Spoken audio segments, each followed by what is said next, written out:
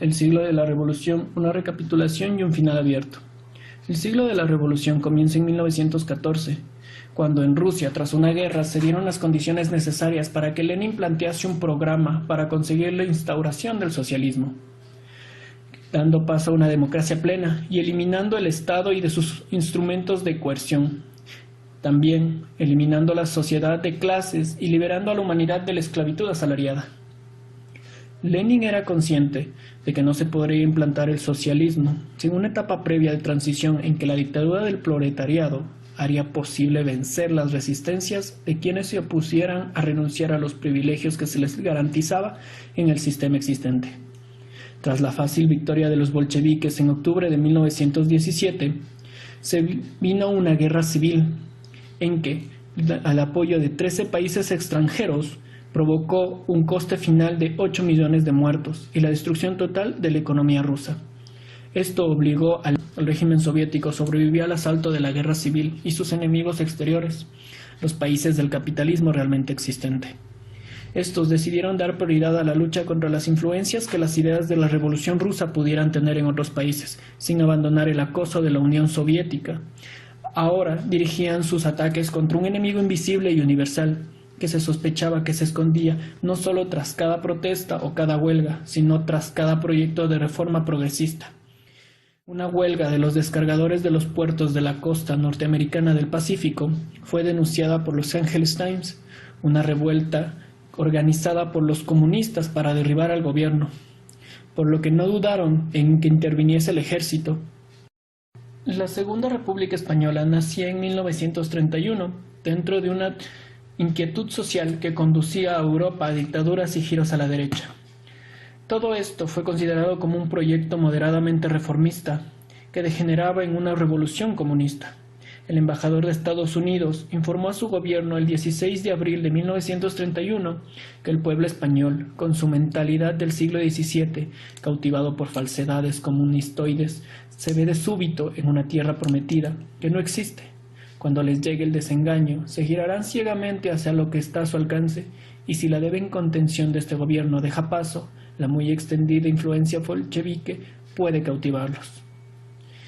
Ahora, el proceso comunista. Una vez terminada en Rusia la guerra civil, el Estado soviético inicia la recuperación de la economía y vive una larga lucha entre los que aspiraban a heredar el poder de Lenin, desembocando en el triunfo de Stalin, el cual abandonó el modelo de poder colegiado, reemplazándolo con un equipo sólidamente reunido en torno al Bots, que significaba el jefe.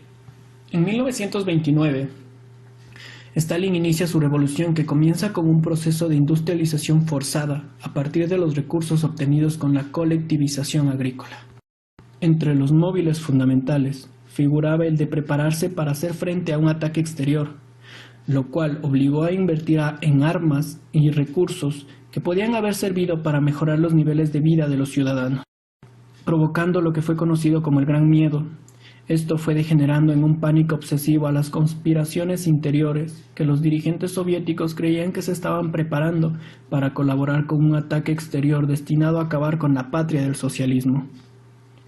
Este miedo fue responsable de más de 700.000 ejecuciones y provocó que la Unión Soviética de 1936 a 1939 y tras la Orden 00447 se provocar una represión a los antiguos kulaks, criminales y otros elementos antisoviéticos, afectando sobre todo a ciudadanos ordinarios, campesinos y trabajadores que no estaban implicados en ninguna conspiración y que no representaban amenaza para el Estado.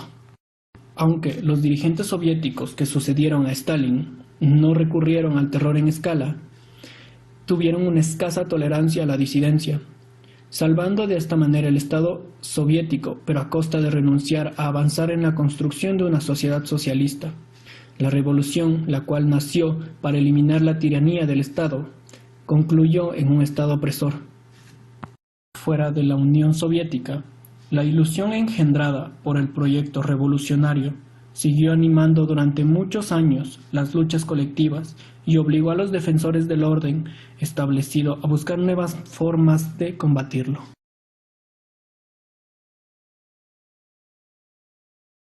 El miedo a las consecuencias que pudiera tener la difusión de estas ideas no solo alentó en el mundo libre el empleo de la represión, sino que ante la insuficiencia de esta potenció la política del reformismo del miedo, la cual consolidó un orden social amenazado por el descontento de los trabajadores. En 1945, en pleno combate contra el comunismo, se dio un nuevo impulso en Occidente a una política reformista, la cual prometía alcanzar objetivos de mejora social sin recurrir a la vida revolucionaria.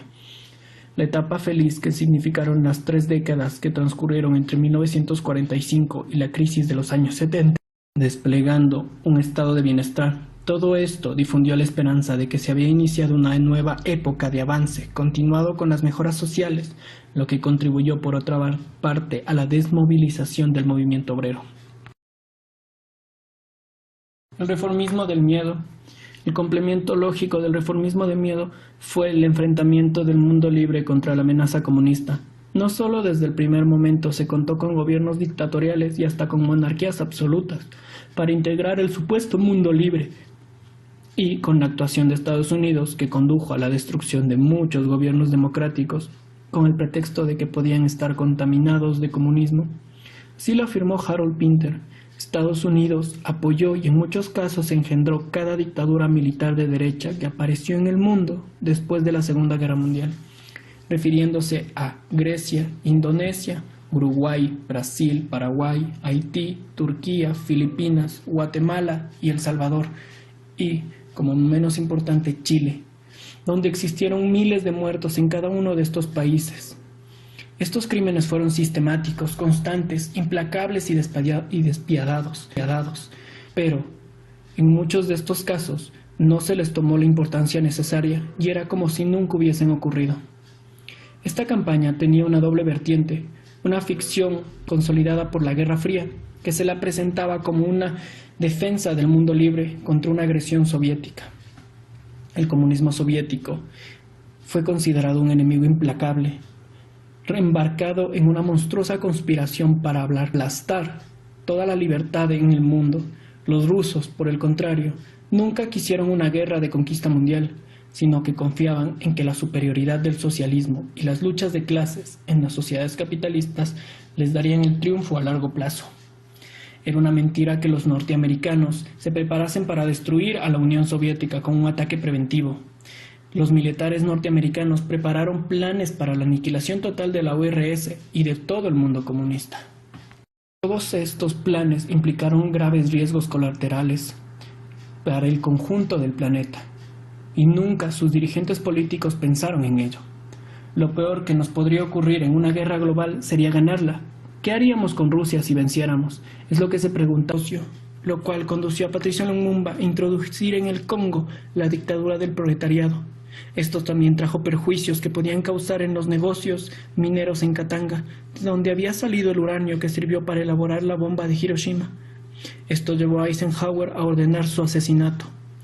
En colaboración con la CIA se dio la matanza organizada por Suharto en 1965, a la cual se le atribuyen entre 500,000 y 3 millones de asesinatos. Todas estas tenían que ver con la protección de los intereses de las petroleras norteamericanas, que con la democracia, puesto que estaban destinadas a instalar en Indonesia una dictadura que duró más de 30 años. Todo se limitaba, sin embargo, muchas operaciones puntuales para proteger intereses concretos. El miedo obsesivo al comunismo también inspiró una interminable serie de guerras, operaciones encubiertas y actos de terrorismo que Estados Unidos desarrolló en estos años. Una creencia que ayuda a entender que todos los que se apartaban de las normas de conducta y que defendían el mundo libre fueron vietnamitas, palestinos, nicaragüenses, libios, iraníes, fuesen identificados como miembros de esta conspiración universal. Varias aberraciones se dieron en torno a este miedo, como una de ellas fue la guerra de Vietnam, la cual se emprendió para defender la democracia, pero se comprendió que no fue así y fue muy evidente, puesto que comenzó con Eisenhower rechazando que el futuro de los vietnamitas se decidiese en unas elecciones libres que se realizarían bajo la supervisión internacional, porque temió de los gobiernos y la dictadura militar en Vietnam del Sur. Todo esto combatió el impulso de la guerra, justificándose así Johnson en nombre de la necesidad de combatir el impulso comunista continuado para conquistar Vietnam.